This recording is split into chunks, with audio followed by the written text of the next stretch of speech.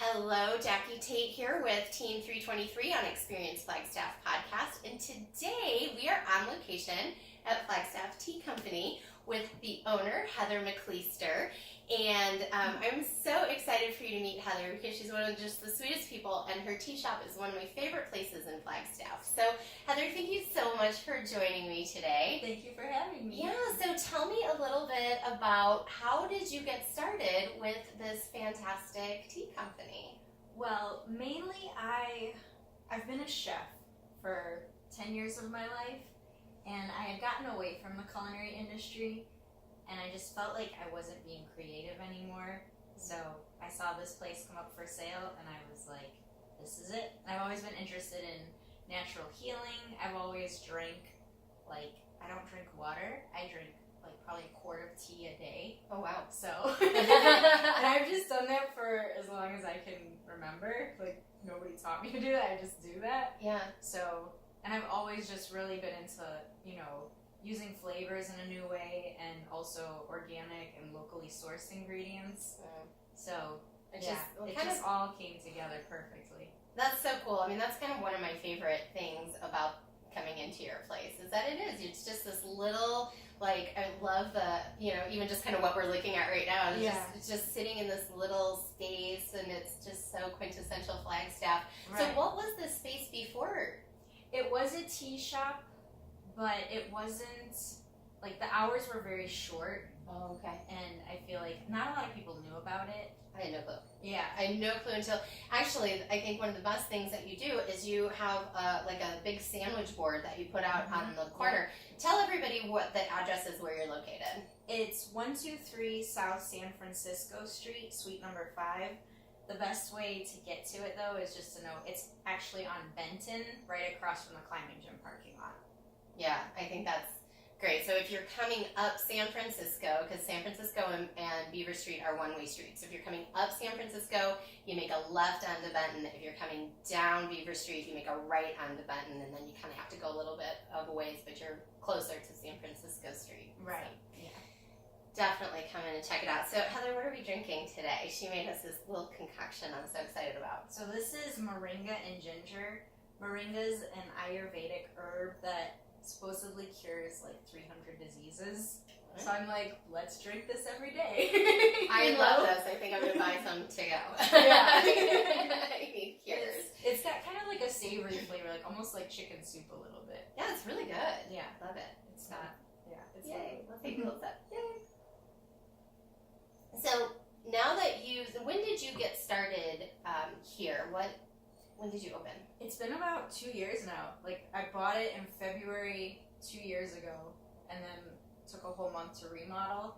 So we opened up in March, but now it's been a full 2 years. Wow. Yeah.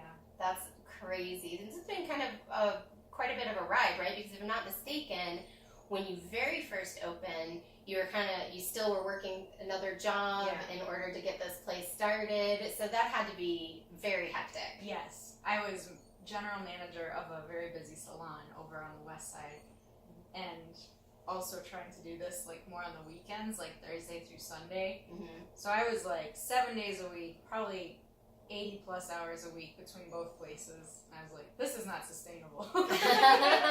It's kind of the life of an entrepreneur, though. Totally. When you have this dream and you want to go for it, you have to just take that next step. And there's definitely a transition period that has you okay, you learn what you're made of in that transition. Oh yeah, right? It's sink or swim. Because I remember the point where I was officially okay, I'm gonna do the tea shop full time. It's you're jumping off a cliff and you hope the universe catches you. Please parachute open. Right. Yeah. And it did. So. Yeah, and there's always those days where you're okay, parachute, where you at? Yes, And then you're oh my gosh, I'm sailing. Right. So that's great. And you've been pretty busy here lately. Yeah. Yes. Especially with the colder weather. I've noticed whenever it drops below a certain degree, or if the skies are cloudy, everybody comes in and they want pots of tea. Oh wow. Yeah. That's really neat. I would think because you kind of don't think about that, but now that you say that, I'm like, yeah, where else are you going to go when it's snowy and gray and yucky? Like, and I've got the fireplace going, so... Yeah, you kind of need a little... It's super cozy. That's neat. So other than tea, because I know, so you do some really great tea combinations, and I know one of the things I absolutely love when I come in and I see Heather, and she'll be like, well, what are you feeling today? And I'm like, I don't know, this is my mood. And she's like, I got the tea for you. And then she makes it. So it's really kind of cool that you have that little bit of a gift. Yeah. But other than teas, tell me what else you offer. I also offer cookies and truffles, and everything I make is infused with tea. So my top thing I make is the Earl Grey gooey butter cookie. Oh, I bet that's amazing. Yeah. It's like a cream cheese butter cookie. And I infuse tea into it, and then I also add some bergamot oil as well. And bergamot oil is known to like make you feel happy and give you like feelings of well-being and uplift you. So it's like this like happiness cookie, and it's got this like taste like the texture is just like amazing. It's like nothing you've ever had before. This is making me wish I weren't vegan. I want to try it. Maybe I'll just take a pause on. No, I won't. But that's actually one of the cool things is because you have gluten-free options, you have vegan options. So, and I'm gonna start doing like keto paleo because I just recently started doing no sugar. Okay. Which is the worst. It's hard, but the best for you. Yes. Oh my gosh, sugar is the devil. I know. So like every once in a while, I think is okay, like to have yourself like a cookie or a truffle like once a week, but like every day, day in, day out, where it's in your coffee, your cereal, granola bars, like. I was just watching a documentary about sugar. Ironically, that was talking about the fact that like our diet 40 years ago, we used to get, I forget what it, honestly, like I don't remember the exact statistics, but it was so like exponentially more that we're getting in our everyday diet. So the typical American diet would get like 40 grams of sugar, and now we're getting 750 grams of sugar. Something like, I think I'm pretty close on those numbers. No, it's in everything. It's in salad dressings, it's in mayonnaise, it's in soup. Yeah. It's in all these things, like, you really don't need that sweet flavor to add to it, like pasta sauce, but it's in everything. It is. Hummus. Well, and the crazy thing is like, even if you're drinking one soda a day, which don't drink soda, it's bad for you. That's the worst. Just drink tea.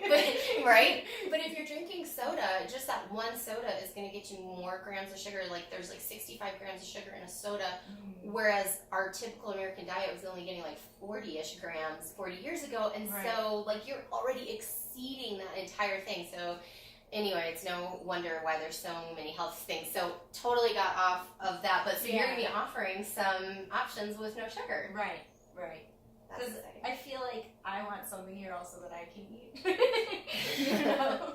But something that'll go with tea. Because a lot of people I have coming in saying like, oh, do you have anything sugar-free or anything low-carb? And it's a huge trend right now, so... So I'm going to throw a challenge out there for you. And here's the challenge. I'll do it. Gluten-free, vegan, no sugar. I can totally do that. Oh, I'm so excited. Yeah, that's like paleo vegan. I can totally do that. I love it. Yay. I'm being here like all the time because it's hard when you... It's so hard. I personally am vegan and gluten-free for health reasons.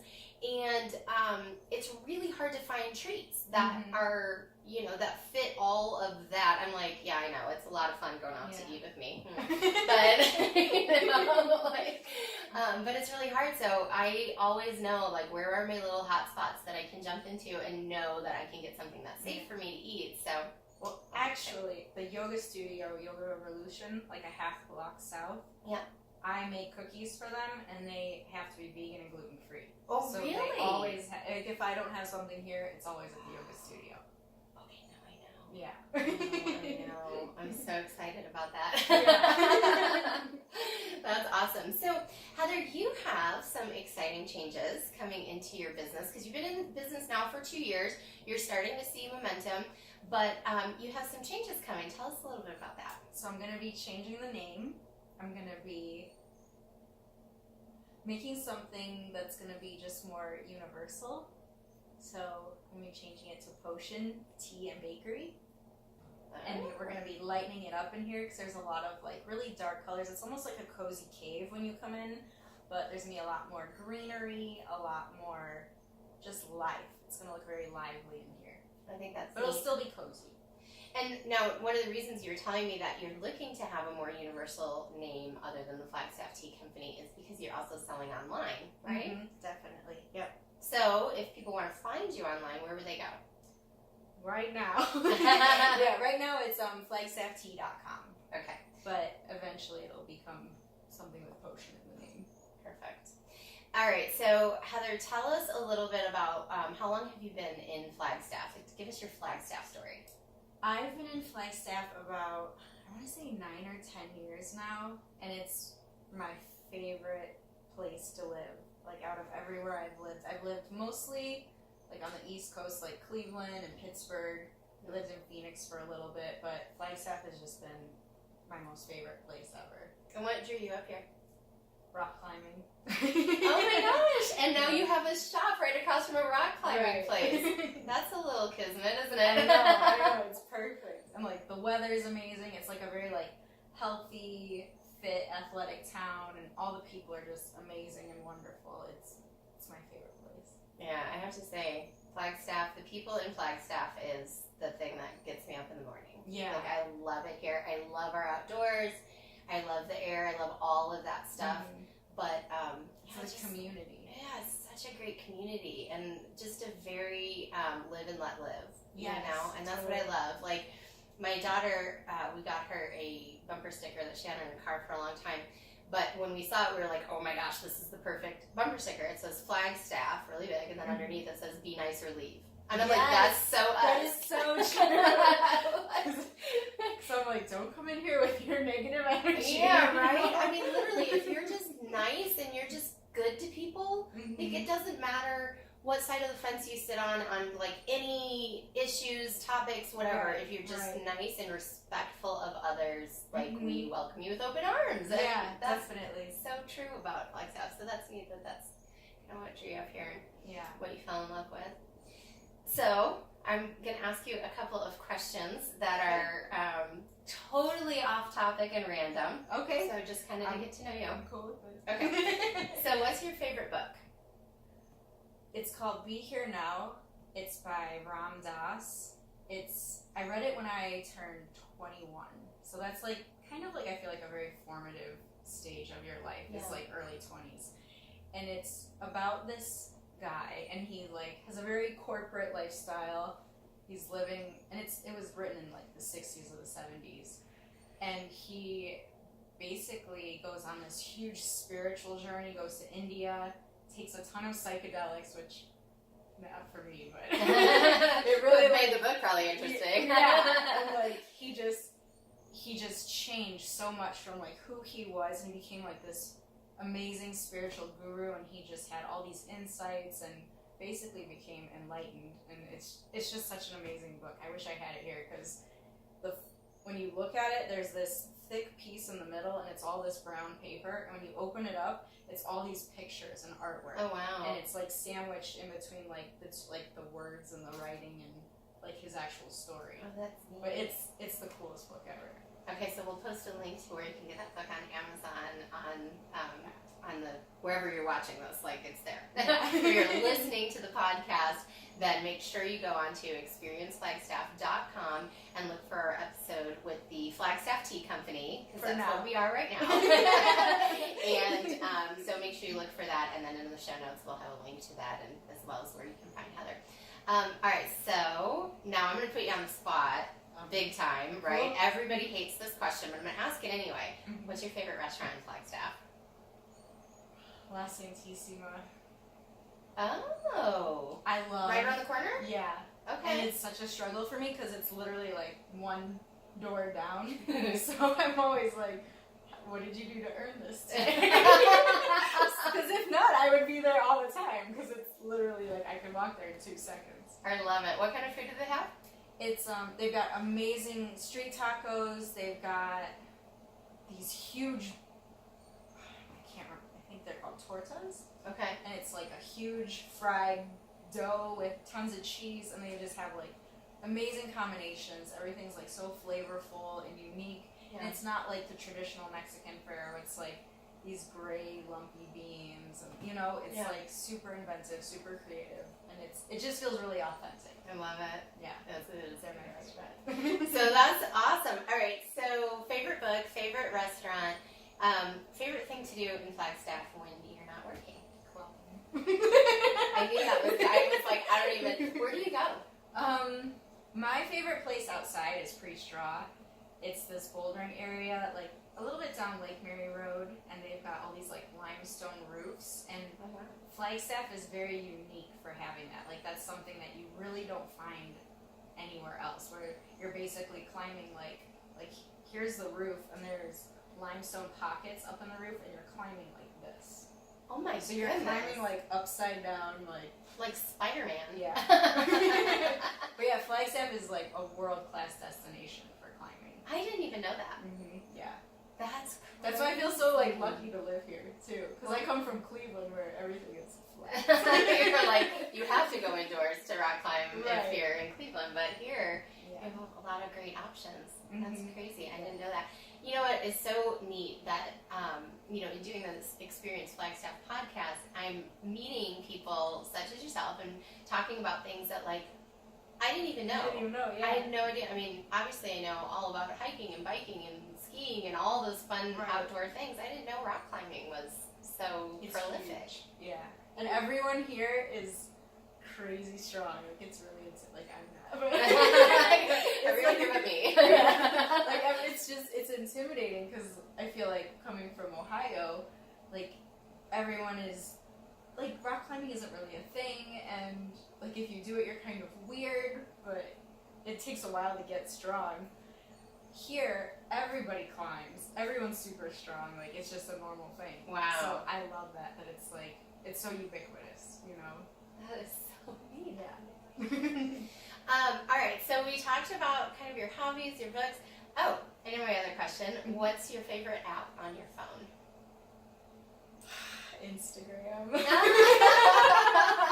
I'm so bad with my Instagram. I like wait, and I'm really trying to like not be on it so much, like trying to make a conscious effort, but I just follow like all these like amazing, like inspirational, spiritual, like health conscious people. Yeah. So it's like I wake up in the morning, I'm like, ooh, what's going on like in the planets today? You know, like Virgo's in whatever. Yeah. So are you more like on the feed or the stories? The feed. Okay. Yeah, I need to learn how to do stories. I have been totally addicted to the stories. Like I will just, it's so funny because when I get ready in the morning, I will literally like put my phone on because the stories will just, if you hit like the first one, it just keeps going. And it's kind of how I keep up with like what's going on, like the people that I know personally, I keep up with them that way. And then like you said, like different like celebrities or other resources that I follow, like then I kind of learn things. So it's kind of fun because you get to see what people are up to, and then it's got a little inspiration, and then what are people up to, and then you know. So I love that. So I'm with you. I do like Instagram. That's awesome.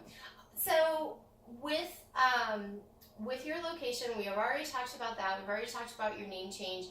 Is there anything else that you want people to know about your little corner of Flagstaff, which we love so much? Yeah, I mean, honestly, I just feel like I've got something really unique here because I was a traditionally trained French chef for like 10 years, and I'm taking that knowledge and putting it towards tea.